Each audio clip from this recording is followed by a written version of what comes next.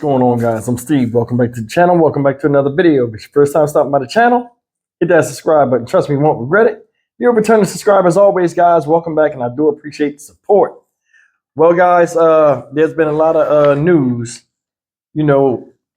concerning the migrant issues, that are impacting this country right now, and what to do with these folks as they come over here. And we got a lot of negative news that follows with that. Now, are all people that are coming over here that are migrating to America bad people? I don't believe so. But a good amount of these people, I don't think, in all honesty, have good intentions in this country. They're just running into an opportunity that's afforded to them for them to take advantage of in the way they want to take advantage of it.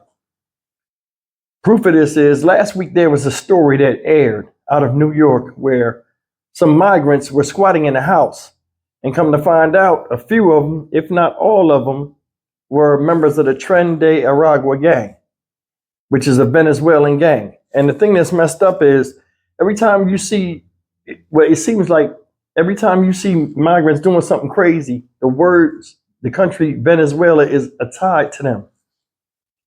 Is it right? I mean, it gives a bad reflection of the country of Venezuela through these people's actions in this country. Now, the United States ain't vetting people that's coming in here. We've seen in other videos that I did where a lot of these people are not even documented until they get to their destination. So they just come across the border, get on a bus, and then they say, okay, you're here. Who are you? What is your intentions? What do you want?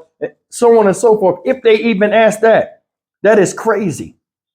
That is crazy. Now, it's saying this Tren de Aragua gang is something that's growing in America and it has been here. They said it's out here in Houston and other places. Today, they're talking about, in this news article, I'm going to show you serious amounts of these people are coming across. They're catching them, but they're trying to make their way into the United States. Let's take a look at this video and we'll come back and talk about it. U.S. Border Patrol is concerned over Venezuela's most dangerous gang crossing into the United States, with law enforcement arresting members from Texas all the way to New York. Jorge Ventura is with us now. Jorge, how have these gang members become such a problem, and just how dangerous are they? Well, good morning, Marky. Well, the Tren de Aragua gang is Venezuela's most dangerous gang, and according to federal officials, these members of this gang are taking advantage of the ongoing border crisis and entering the country illegally. Now, according to U.S. Border Patrol Chief Jason Owens, Border Patrol agents arrested this man on the Texas border, a Venezuelan national and a known member of the Tren de Aragua gang. According to Owens, Tren de Aragua gang is known for murder, drug trafficking, sex crimes, and more. And in New York, another member of Tren de Aragua gang was arrested, Venezuelan national Yerben Lozada Munoz was taken in Friday by ICE agents. He was previously arrested in March for allegedly squatting in a home filled with guns and drugs. And a few weeks ago in Chicago, agents arrested another member of the Tren de Aragua gang. Aldelves Rodriguez Carmona is accused of being involved in a drive-by shooting. He entered the country illegally in 2022 in Eagle Pass, Texas. And an immigration lawyer who works with Venezuelan migrants says that these gang members are everywhere, and many of his clients have been threatened by them. The Tren de Aragua is operating in all of our cities at this point. I take pictures of them, I send it to law enforcement, and I'm notifying all other governmental agencies when I get information on these people. But they're operating in Houston, they're in LA, they're, like you said, they're in Chicago, New York, Miami, they're everywhere. Now, this comes as Florida senators like Marco Rubio and Rick Scott are urging the Biden administration to formally designate the Tren de Aragua gang as a transnational criminal organization, Marky. All right, guys, that's the story. Now, they're saying these people are coming in here.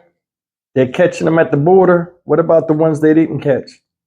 And we already got a gang problem in America, period. And that's from those that are born here. Now we're bringing some foreign entities in and trying to understand what this gang is about and all of this and that. The only people that suffer from this are not the ones that are okaying this border to be open and to have all of this illegal flood of new people into the country. They're not going to be victims of what they cause.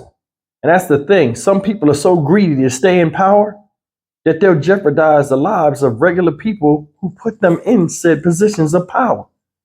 So you got to understand something. These politicians live in areas where crime is next to nothing, heavily policed.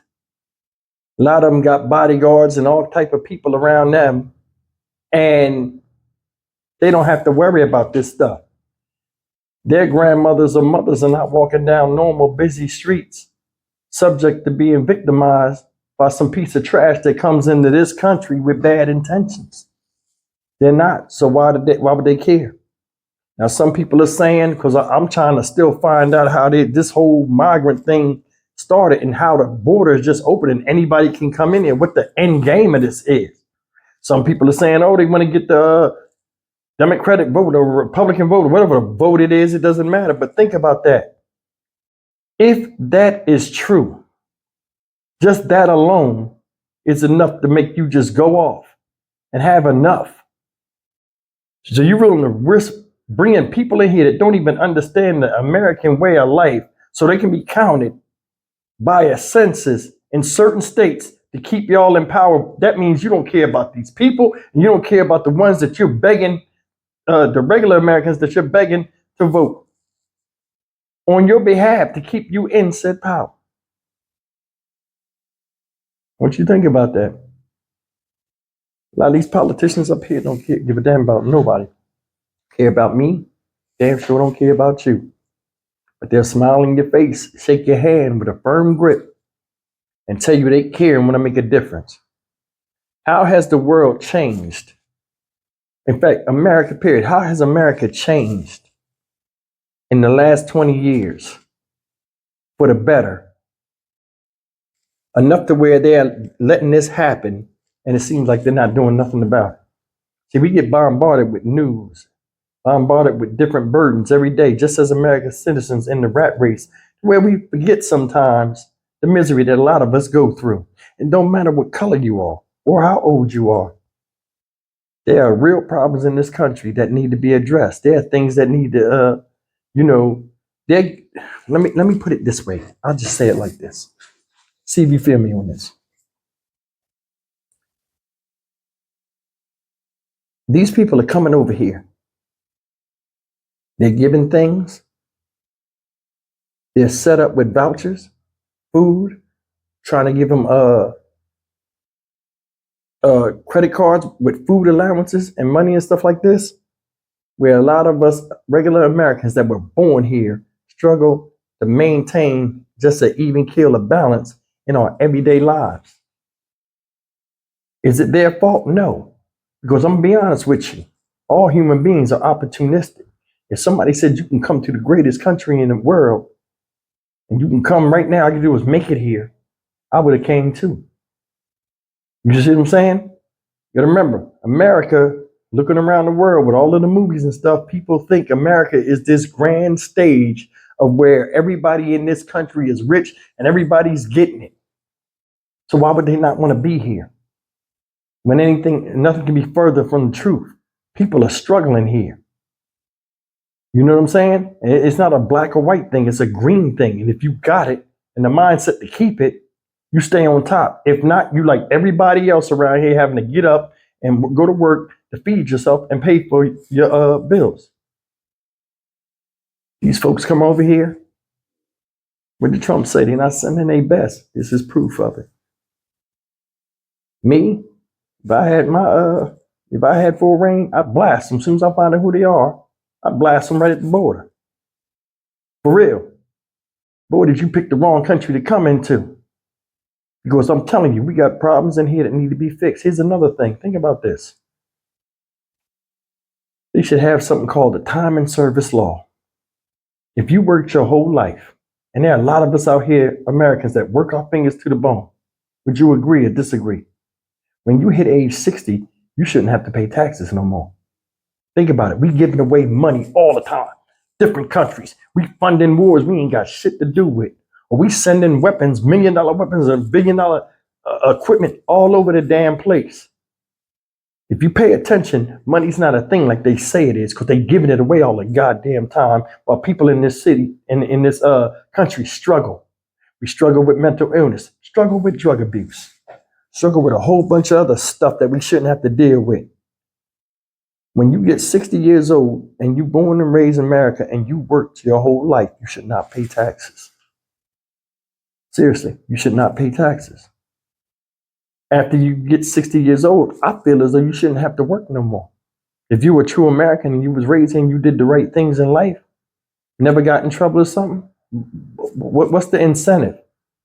We shouldn't have to be born here and work until we have to die here. And that's how they're turning it up. If you look at the way the world is right now, it's like you got to work yourself to the bone before you could have any type of rest. How many people you know have worked 20, 30 years at the same damn job, or just period, and then when they retire, they drop dead within a week? On one hand, I can count 4 people. You know, all the way to the time I was young and remembering the stories or the funerals I went to.